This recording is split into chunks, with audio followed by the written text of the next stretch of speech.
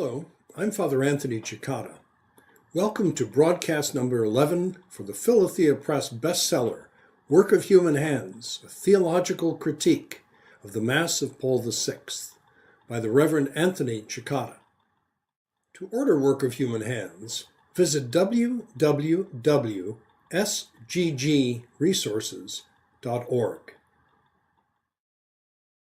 Chapter 11. The Preparation of the Gifts. Teilhard's Ofertory.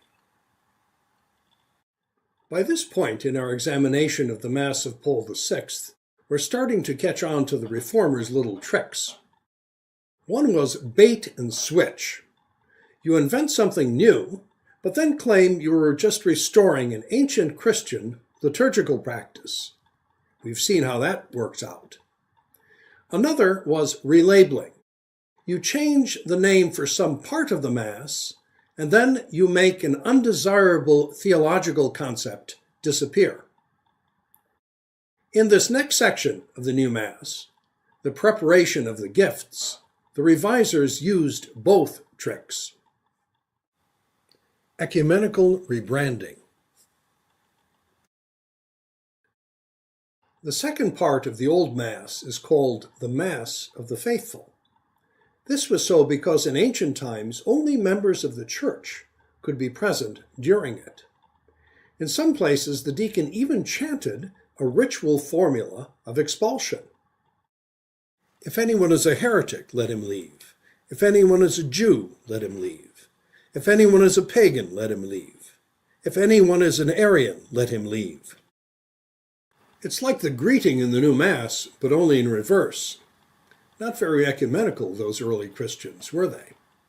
So Vatican II gave the Mass of the Faithful a more friendly label, the Liturgy of the Eucharist. The Offertory Rite. The first part of the Mass of the Faithful in the traditional Mass is the Offertory Rite.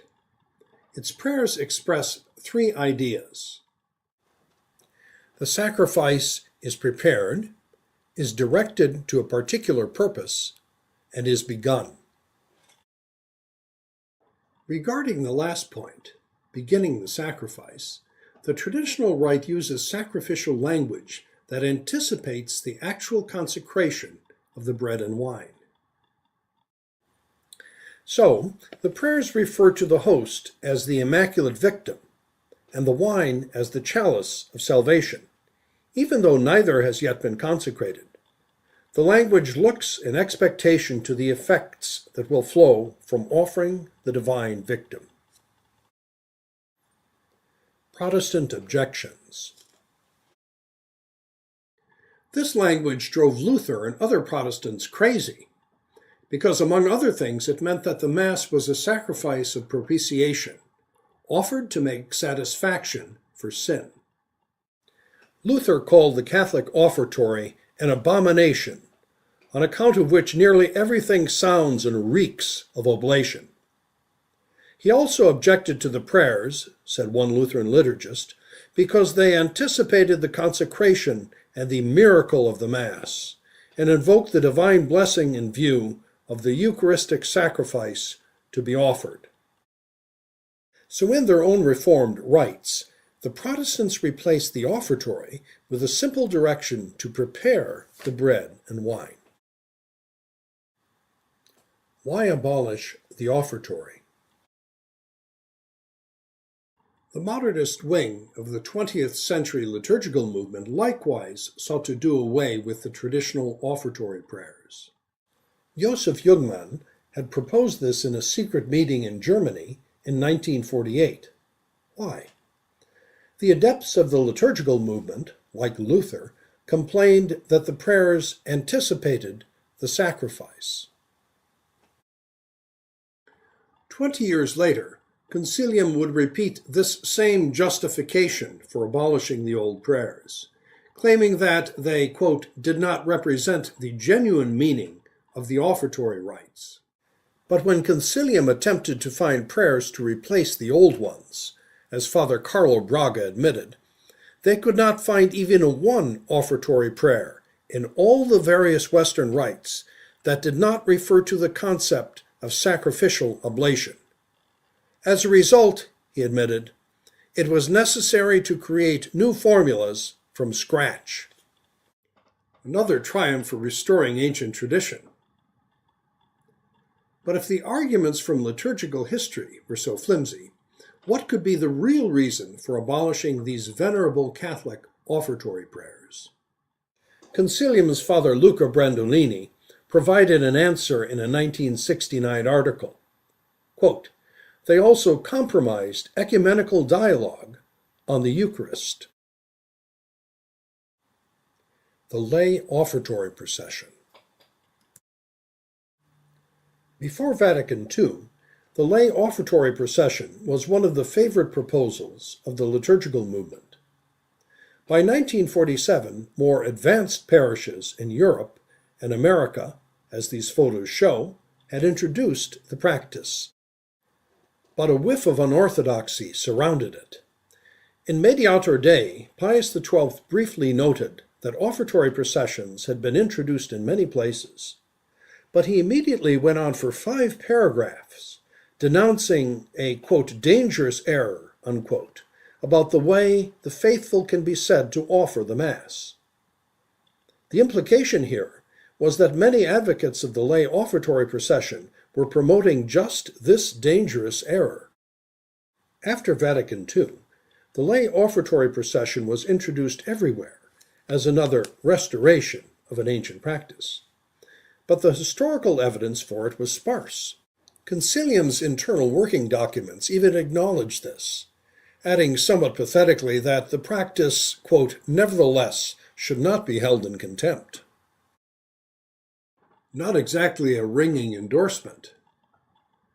But the new ceremony is a silly bit of play acting in any case.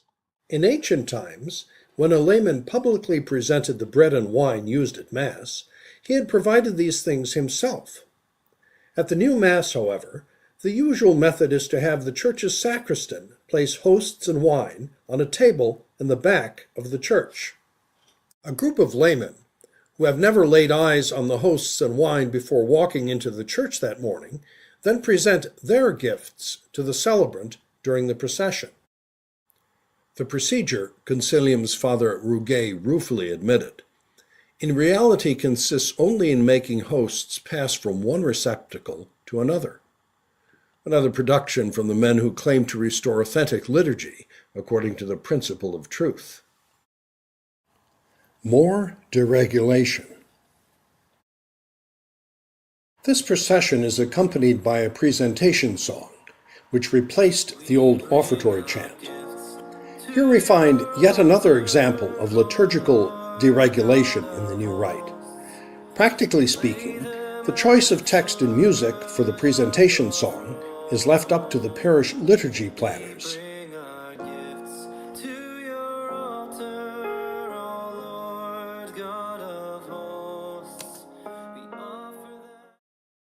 The priest's invitation from the Old Mass, Orate Fratres, pray, brethren, that my sacrifice and yours may be acceptable to God the Father Almighty, was likewise deregulated. In the Mass of Paul VI, it is one of the introductions or admonitions that, according to the new legislation, the priest is free to adapt to the actual situation of the community. So while conservative young Father Retro, who likes to say the black and do the red, uses the old formula verbatim at one Mass, at the next Mass, his boss, warm and welcoming Father Chuck, is free to adapt the text spontaneously, any way he sees fit. Especially since Father Chuck's new boss, it turns out, likes to do the same. Bread of life, spiritual drink. The traditional offertory prayers express a whole world of dogmatic truth about the Mass. The priest, as Christ's representative, offers the host, by anticipation the victim substantially present, to the Father. The sacrifice is offered for the priest's own sins and for all the faithful living and dead, that they obtain eternal salvation in heaven. The identification of the first prayer with Catholic doctrine is so complete, in fact, that the Lutheran liturgist Luther Reed called it, quote, a perfect exposition of Roman Catholic doctrine on the sacrifice of the Mass. So, the very idea of offertory disappeared and was replaced with the preparation of gifts. Initially, the creators of the new Mass wanted to have no prayers at all for this part of the rite. The priest would receive the bread and wine from the people and arrange them on the altar without saying anything.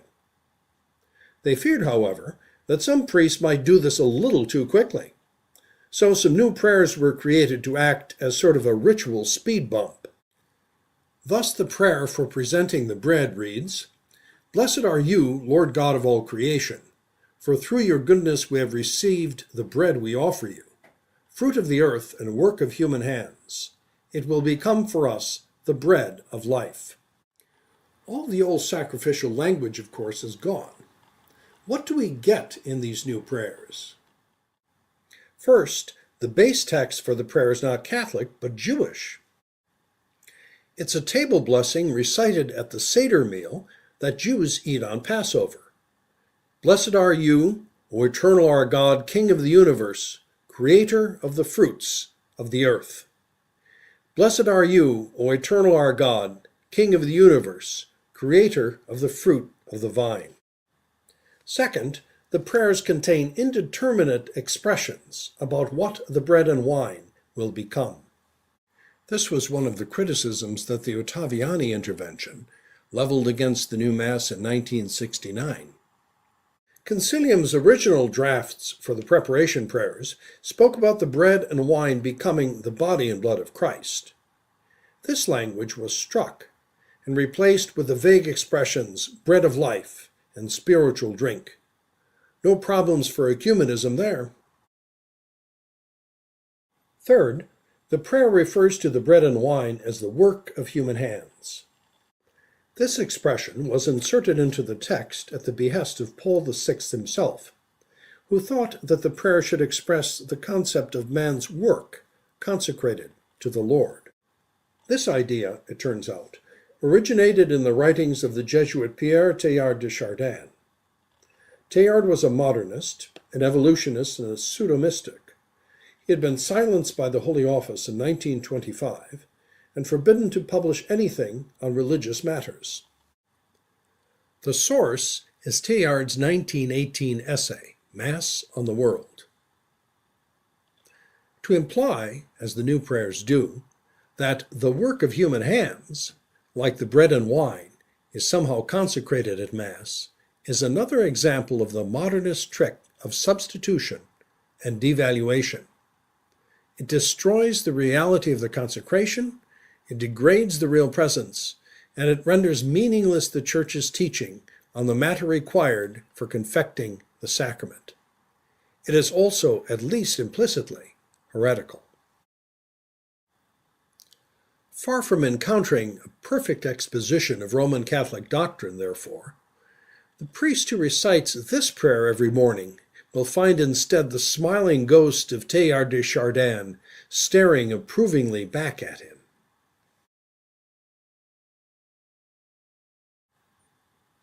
Summing up. Phony restorations of antiquity, abolishing venerable prayer texts, dumping Catholic dogmas as a sop to Protestant heretics, a fake play-acting procession, Jewish table prayers, vague language deliberately chosen to obscure transubstantiation, and the cherry on top, transposing onto the Catholic Mass an idea cribbed from the thoughts of Teilhard de Chardin, an evolutionist and pantheist silenced by the Holy Office. Thus the fate in the Mass of Paul VI of what even the enemies of the faith admitted was a perfect exposition of Roman Catholic doctrine on the sacrifice of the Mass. And we are supposed to believe that the new Mass, what the modernists call the ordinary form of the Roman Rite, contains the same faith as the old Rite? Come on. To find out more, read New Offerings, Chapter 11 of Work of Human Hands, a theological critique of the Mass of Paul VI. Our next broadcast, Deplorable Impoverishment. To order Work of Human Hands, visit www.sggresources.org.